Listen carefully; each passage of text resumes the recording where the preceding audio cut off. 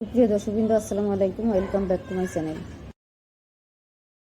দর্শকবৃন্দ, আমড়ার মুরব্বা তৈরি করার জন্য আমড়া নিয়েছি, আর আমড়াগুলি ছিলে খোসা ফেলে দিয়ে এখন আমি এই কাঁটা চামচ দিয়ে ছিদ্র করে নিচ্ছি।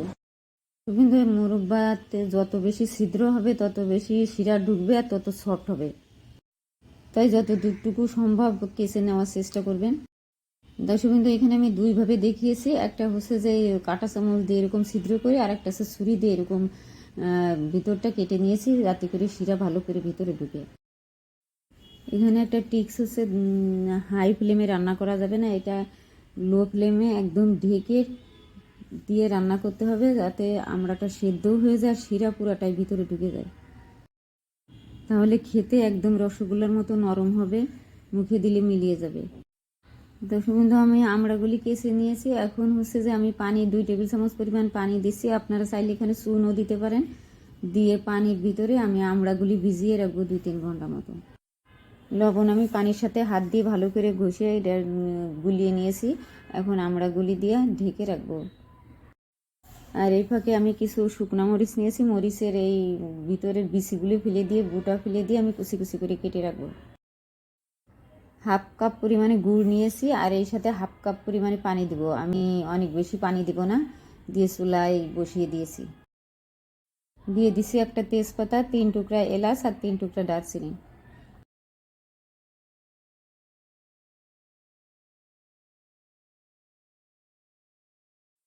গুড়ে জাল হতে থাকুক, আর এই ফাঁকে আমি আমড়াগুলি পরিষ্কার করে নিই।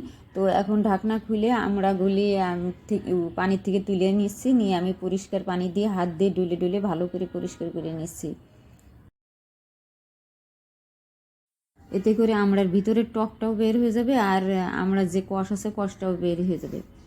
কয়েকবার পরিষ্কার পানি দিয়ে ধুয়ে এখন আমি কাপড় দিয়ে মুছে নিচ্ছি যাতে আমড়ার ভিতরে কোনো পানি না থাকে।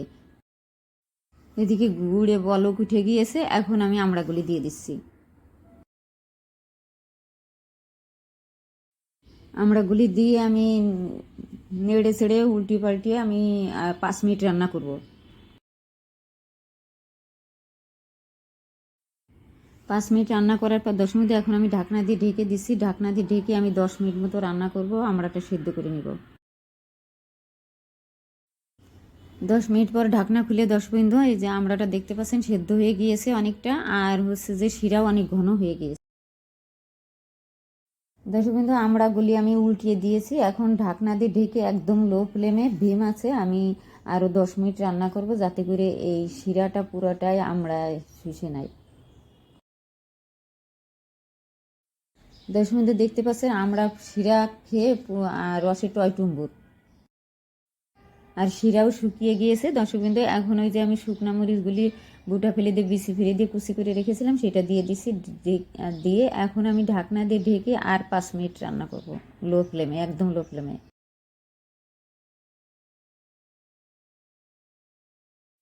দর্শকবৃন্দ, 5 মিনিট পর ঢাকনা খুলে এই যে দেখতে পাচ্ছেন শিরাগুলি পুরাটা খেয়ে একদম রসগোল্লার মতো রসে টয়টুম্বুর হয়ে গিয়েছে। দর্শকবৃন্দ, এখন আমি চুলা অফ করে দিয়েছি। চুলাটা অফ করে দিয়ে আমি ঢাকনা ঠান্ডা হওয়ার জন্য ঢাকনা দিয়ে ঢেকে রাখবো।